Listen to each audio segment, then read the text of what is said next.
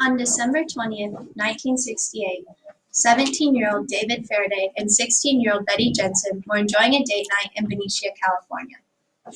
They attended a pre-Christmas concert at their high school and afterwards made their way to Lake Herman Road. Soon after pulling up to the area, another car parked beside them. A man stepped out holding a pistol. He ordered the two out of the car. As David stepped out, he was shot in the head.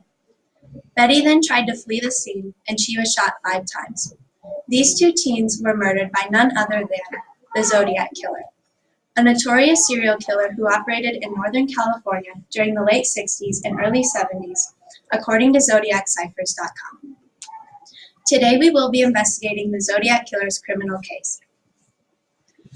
First, we will visit the crime scenes and learn about the victims. Next, we will review the evidence and learn about the letters and ciphers that he sent to the police and the newspaper.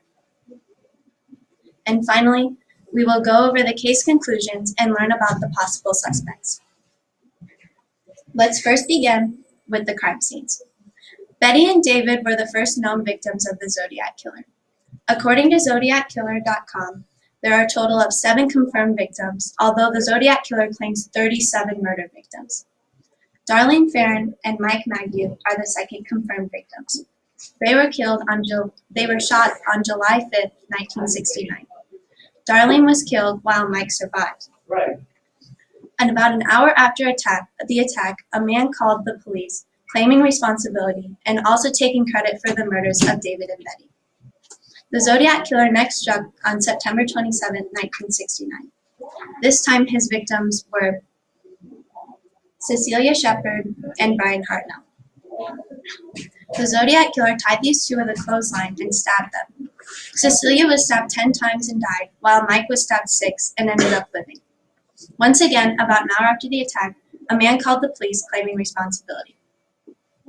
2 weeks later, the Zodiac Killer murdered cab driver Paul Stein. Paul was sitting in his parked cab when the Zodiac Killer shot him in the head. After shooting him, the Zodiac Killer took his keys, wallet, and a portion of his shirt. 2 days later, a San Francisco newspaper received the portion of the bloody shirt, along with a letter claiming responsibility for the attack.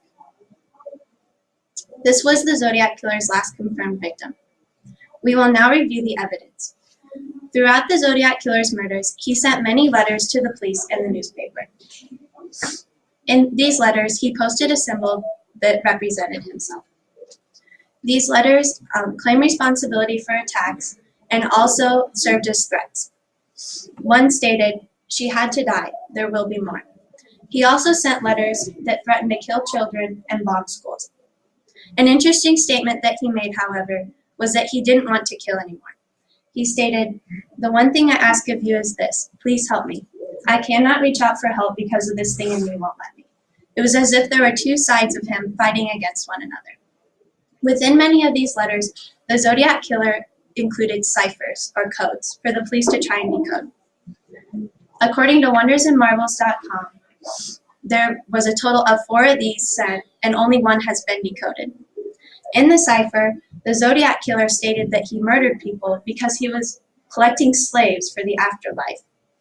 He didn't want to give up his identity because it would slow down or stop his collection of slaves. At the bottom of the letter, there are 18 scrambled letters. Many believe that this includes the Zodiac Killer's true identity. They can be unscrambled to say, "My name is Leigh Allen," who was a primary suspect in the case. However, when his DNA was tested, it didn't match the DNA on the envelopes. We will now go over the suspects. There have been many suspects of the Zodiac Killer, but no suspect has ever been confirmed. In 1999, however, over 20 years after the stabbing of Mike Maggie, he identified the Zodiac Killer as Arthur Leigh Allen. But Arthur Leigh Allen could never be convicted because there wasn't enough evidence.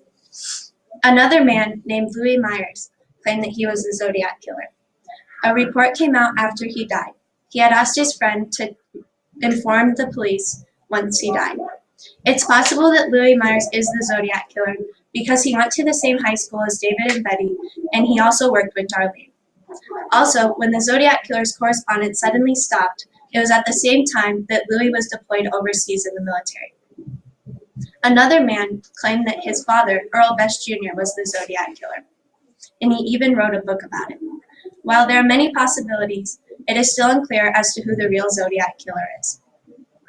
We will now review what we learned. First, we visited the crime scenes and learned about the Zodiac killer's 7 confirmed victims.